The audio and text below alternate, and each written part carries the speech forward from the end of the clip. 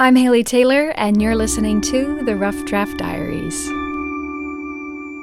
I think it's an understatement to say that the coronavirus has kind of messed up everyone's plans.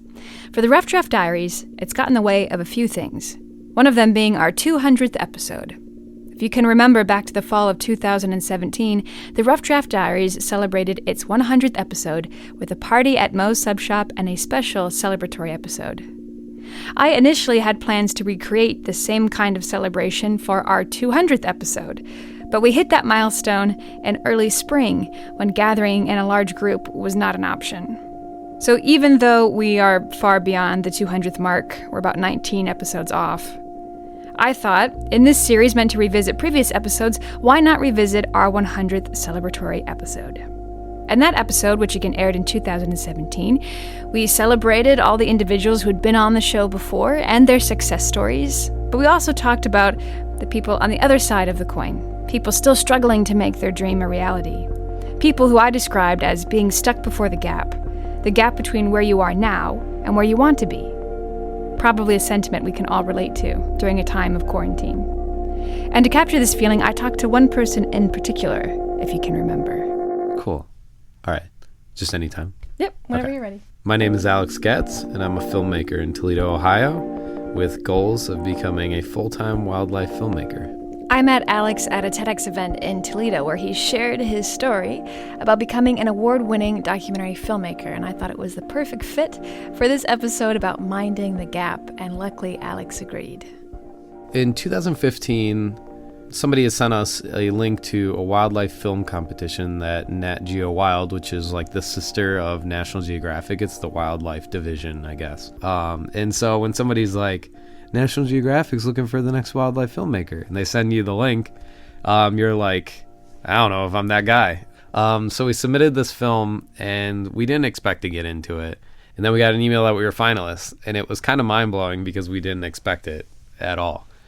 We go to the film competition in 2015 in Sun Valley, Idaho. We show our film to National Geographic people, and we find out that we didn't win. And I think that was kind of discouraging because it was kind of this moment where I'm like, this might actually happen. Like, maybe we're those guys. And when we were finalists and they picked the winner, who definitely, he deserved it. Like, he put together an awesome film, and he had this insane personality. Like, he was so overwhelming and passionate. When I saw that was what they wanted, I unfortunately immediately began comparing myself to that person and being like, I need to be like that, or I'm not going to be able to win anything. And then when I wasn't able to like expel as much energy as this guy was putting out, I felt like I can't do it. Like, no one's going to want me as I am versus this guy. And it wasn't until about a week before their next film competition looking for the wildlife filmmaker, they did it in 2016 as well, that somebody's like, dude, why are you not doing this? Like, make a film, submit it, try again. And I'm like, they're not going to pick us again, but whatever. So I threw together a compilation of everything we've worked on in the past, submitted it, and we ended up getting in again. And this time we ended up winning, and it was awesome. And so it was there was a lot of, I think, creative doubt involved in the process of getting to that point. I just didn't think that we were what they were looking for. And so I think it wasn't until after this film competition that we ended up winning that I realized that I needed to define myself in a different way. And I think that's a lot of things that people in a creative world get stuck doing, is comparing themselves to what other people are doing. And I think it's important when you're starting out to like emulate and look at them, but not be that person. And so you can go and take inspiration from a radio host, or you can take inspiration from a filmmaker, but you don't have to be that filmmaker. There's already that one. We don't need another one. I think hearing no is always going to be really hard because it's so negative. I mean, you feel like somebody or multiple people don't want what you're doing. But I think then you just have to like kind of just suck it up and move forward, or else you're gonna it's gonna hold you back. There's so many people out there. I mean, even the city of Toledo, there's like 450,000 people in the city of Toledo.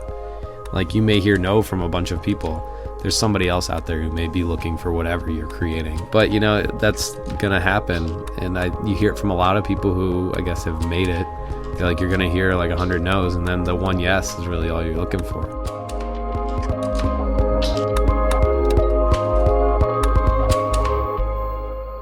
The reason I loved this 100th episode so much was because Alex's story is so true for so many other creative individuals, even the production of the Rough Draft Diaries. I had about 60 no's before I was hired by WGTE, and even when I was hired, the show sat in pre-production for over a year before anything made it to the air. During that time, I was constantly questioning how I could speed up the process or if I was in the right place, doing the right thing at the right time, and yet here we are, 219 episodes later. It can be hard during a pandemic to plan ahead, to somehow fill the gap between where you are now and where you want to be. But I hope in time that gap will shrink. You'll be closer to reaching your goal or creating your masterpiece. And when you do, I can't wait to talk to you about it on the next 100 episodes of the Rough Draft Diaries.